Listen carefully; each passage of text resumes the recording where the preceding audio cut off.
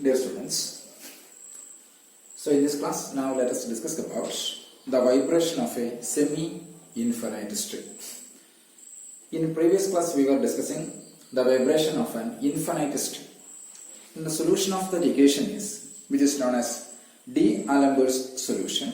So that describes the vibration of an infinite string, and it is obtained as y of xt equals half of f of x plus ct plus f of x minus ct plus 1 by 2c into integral x minus ct to x plus ct g of s ds. So it is called the D'Alembert's solution that describes the vibration of an infinite string. Now here, what is a semi-infinite string? Semi-infinite string means the one end is fixed. The one end at x equals 0 is kept fixed. Then consider the vibration of a semi-infinite string. So its equation is yxx equals c square into ytt. Here x ranges from 0, x ranges from or x lies in between 0 and infinity.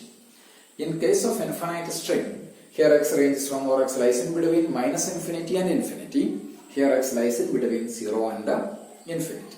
Here one end at x equals 0 which is fixed. So that is the semi-infinite string. Okay. Here what is t greater than 0.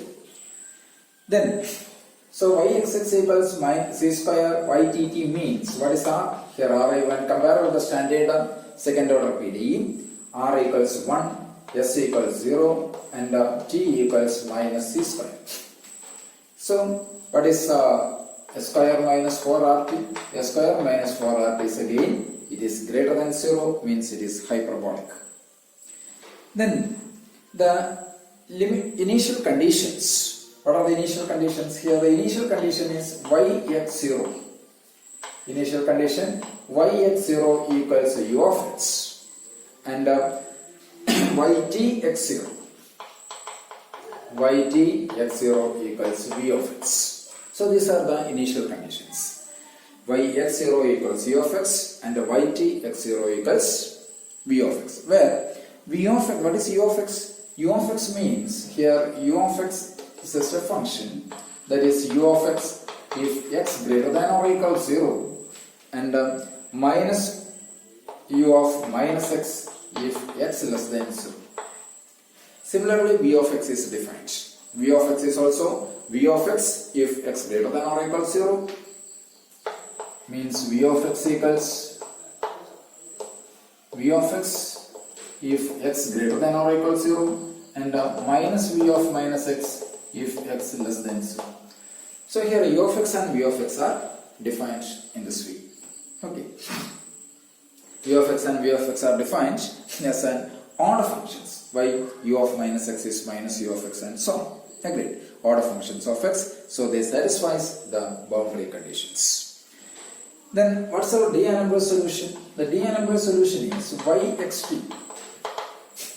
We were already obtained yxt equals half of, instead of f, here it is u, so it is u x minus ct plus ux plus ct plus ux minus ct plus 1 by 2c into integral x minus ct to x plus ct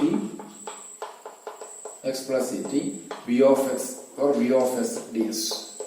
Instead of f, here it is u and g, here it is v of s. Why? Because it satisfies u and v satisfies the boundary conditions. Okay. So D'Alembert solution gives us yxt equals half of ux plus ct plus ux minus ct plus 1 by 2c into integral x minus ct to x plus ct v of s ds. When x equals 0, what happens? When x equals 0, it is y0t. So y0t equals half of uct. It is half of uct plus u of minus ct plus when x equals 0, it is integral 1 by 2c into integral over minus ct to ct v of s ds. Agreed.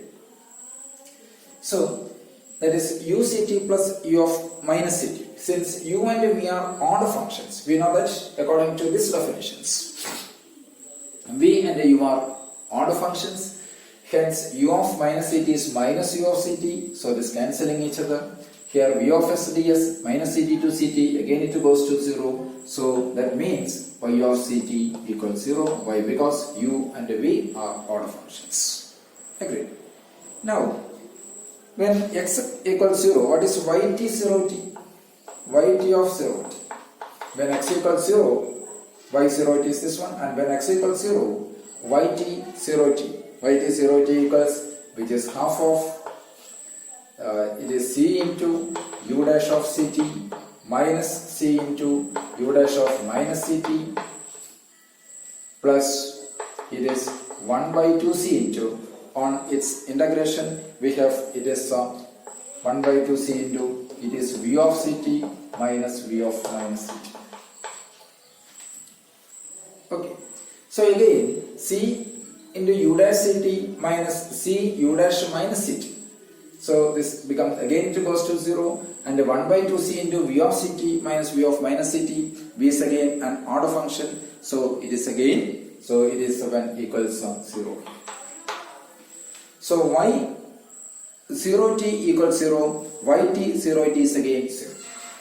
Now at t equals 0, now at t equals 0 and x greater than 0, t equals 0 and x greater than 0, so from here what is y of x 0?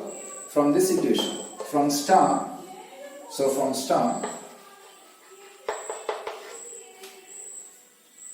y x0 equals, it is half of, when x equals x greater than 0, t equals 0, it is u of x plus u of x plus 1 by 2c into integral minus, integral over x to x v of s ds. So integral over from x to x v of s ds, that is 0 itself, and here it is u of x plus capital U of x plus u of x, but when x is greater than 0, capital U of x equals small u of x, so it is nothing but equals half of small u of x plus small u of x, small u of x plus small u of x. Why? Because x greater than 0, that means yx0 equals small u of x. Okay, yx0 equals small u of x. Similarly, ytx0, when x is greater than 0, ytx0, by the same argument you have ytx0 equals, it is small v of x. Why? Because x also greater than 0. Thus the initial and boundary conditions are satisfied here. Okay. Now if v of x equals 0, that is if the string released from rest, v means its velocity, and if the string is released from its rest, when v of x equals 0, then y of x equals half u of x plus ct plus u of x minus ct, and v of x equals 0, then y of x equals half u of c of x plus ct plus u of x minus ct. If x minus ct is positive, then y of x equals half u of x plus ct plus u of x minus ct. This argument, small u. When u of x minus ct is negative, it is y of x equals half u of x plus ct minus u of minus x minus ct, that is minus u of ct minus x. Okay, so this is the condition for the vibration of a semi-infinite string. Semi-infinite string means it one end is fixed. One end at x equals 0 is fixed. Okay, right. Now, so in previous class we were discussing about the vibration of an infinite string, and in this class now we discussed about the vibration of a semi-infinite string. Now we consider the vibration of a string of finite length. That is vibration of a string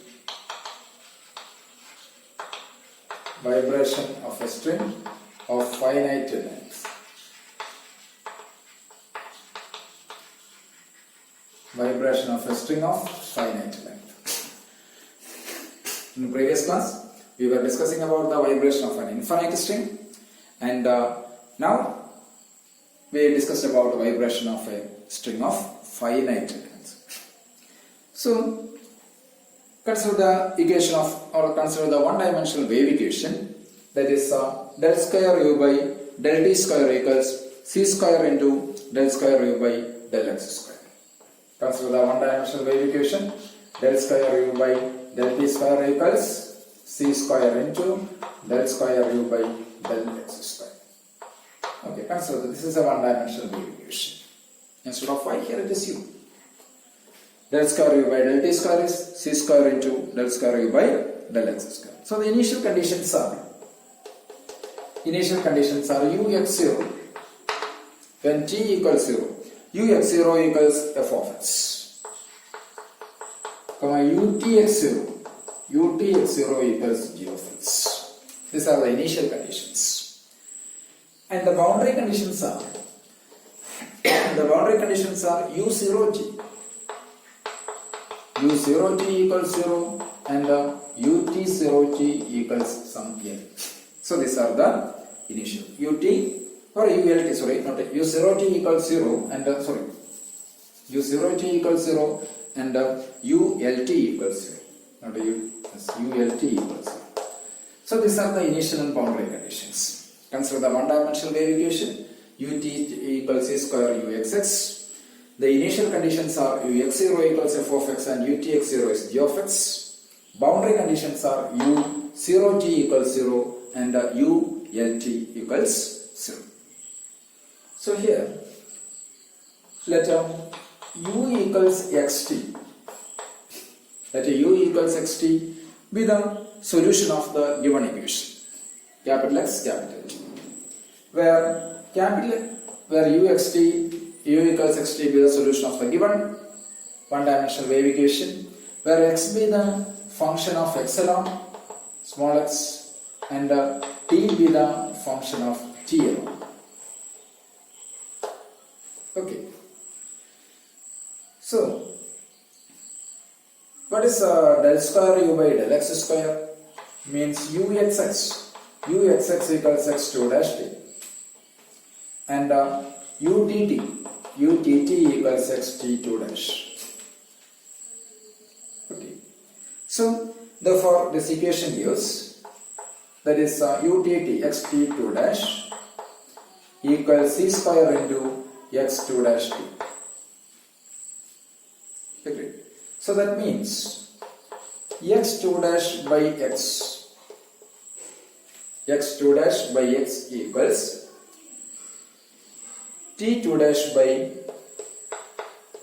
t into c square or c square t.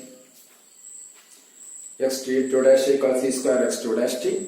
That means x2 dash by x equals t2 dash by c square t. That will be lambda. Say it is lambda. Okay.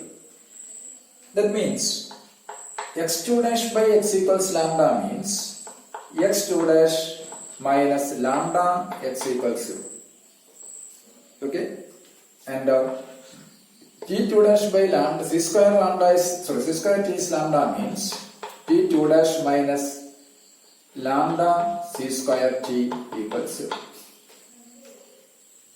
Agree? So there are three case arises. Case first, lambda is positive. Lambda positive means, that is put a lambda equals p square where p is positive. Lambda equals p square. So when lambda equals p square, x2 dash minus lambda x equals 0 gives x2 dash minus p square x equals 0. x2 dash minus p square x equals 0. Here the auxiliary equations are, auxiliary equation is, it is m square minus p square equals 0. Auxiliary equation, corresponding auxiliary equation is m square minus p square equals 0, means m equals plus or minus p.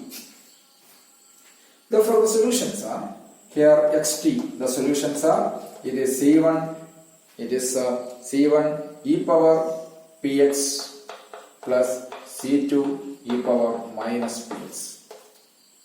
That is the solution of c1 e power px plus c2 e power minus px. Okay. Again, consider the second equation, that is x2 dash minus lambda is p square, so it is p square c square x equals 0. Okay, means x2 dash minus x2 dash, it is consider the second equation, t2 dash minus lambda c square t equals 0, means it is t2 dash minus lambda is p square, so p square c square lambda equals 0. Here the corresponding auxiliary equations are, corresponding auxiliary equation is, it is m square minus p square c square equals 0, that means m equals plus or minus pc. Agree. Therefore, that solution is, it is t, xt or x equals 31, and its solution is t equals, what is t? T equals c3 e power pc plus c4 pct plus c4 is e power minus pct. Therefore, what is u here? Thus, u equals, here u is in terms of u equals xt be the solution. This is our solution, where x equals e1 e power px plus e2 e power minus px, and t equals c3 e power pct plus c4 e power minus pct. Therefore, our solution is c1 e power px plus c2 e power minus px into c3 e power pct plus c4 e power minus pct. When lambda equals 0, this is the solution. The second case is when lambda is negative. Case second, lambda is negative. Lambda negative means put a lambda equals minus p square.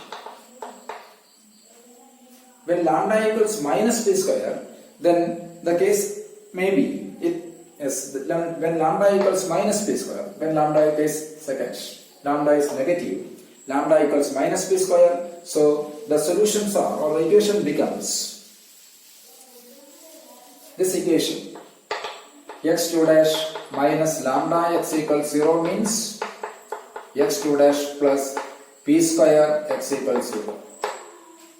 The equation is x2 dash plus p square x equals 0, whose corresponding auxiliary equation is m square plus p square equals 0, means m equals plus or minus pi. Okay, so the respective solutions is, therefore x equals, the respective solution is x equals plus or minus pi, so it is c1 cos px plus c2 sin px. c1 cos px plus c2 sin px. Again, consider the next equation, t2 dash minus lambda c square t equals 0. Lambda is minus p square, so it is t2 dash plus t2 dash plus p square c square lambda equals 0. X equals 0. T equals 0. That means this auxiliary equation is m square plus p square c square equals 0. So m equals plus or minus pci. Then its solution t equals c3 cos pct plus c4 sin pct. c1 cos pct plus c3 cos pct plus c4 sin pct. If alpha plus or minus I beta, if alpha plus I beta is the solution, then it is e power alpha into and so on. So therefore, again here the solution is u equals xt. That means what is u? U equals c1 cos px plus c2 sin px into c3 cos pct plus c4 sin pct. So this is the second case. Now the third case is when lambda equals 0. What happens here? Third case is when lambda equals 0. Case third, it is lambda equals 0. When lambda equals 0, then we have the equations x2 dash equals 0 and t2 dash equals 0. x2 dash equals 0 means what is x? It is c1 x plus c2. X equals c1 x plus c2 or c1 plus c2x, and t2 dash equals 0 means t equals c3 plus c4t or c3t plus c4. Agree? So what is uxt? Here u equals xt be the solution, that is C1 x plus C2 into C3 t plus C4. So these are the three cases when lambda is positive, lambda is negative, and lambda equals 0. Then we have these three different equations, u equals xt. Okay. Now u satisfies the boundary conditions only at lambda equals minus p square. Then uxt, what is uxt? Lambda, it satisfies the boundary conditions. What is boundary conditions? u0t equals 0. There are two solutions. There are three types of solutions. One is u equals c1 e power px as the solutions are. Okay. Now consider the solutions. Which are the solutions?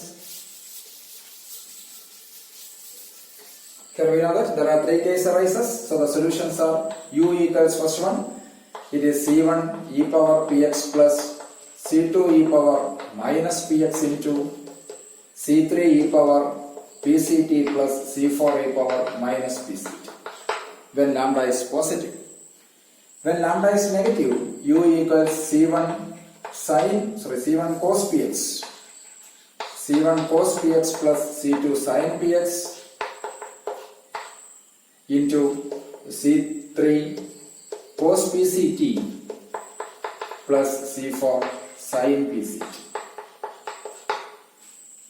And when lambda equals 0, u equals it is c1x plus c2 into it is c3t plus c4. So these are the three solutions. That is heavily depends upon the nature of lambda. But come to the boundary conditions. u0t equals 0 and ult equals 0. The boundary condition satisfies only when lambda equals minus p square. Why? Because here, what is u0t? When x equals 0, u0t equals it is c3t plus c4. c2 into c3t plus c4, it is not being 0. So the third one does not satisfies the boundary conditions. What about the first one? When x equals 0, it is c1 plus c2 into c3 e power pct plus c4 e power minus pct, which again never satisfies the boundary condition. So, but when lambda equals minus p square, here what is u0t? When x equals 0, it is cos 0 plus sin 0, 0, it is only c1 into cos c3 cos pct plus c4 sin pct, and ult is also 0. So the boundary conditions, u satisfies the boundary conditions only when at lambda equals minus p square. Okay. So therefore means our required, so the best solution is the best solution rises only at the second cases, that is u xt or u equals xt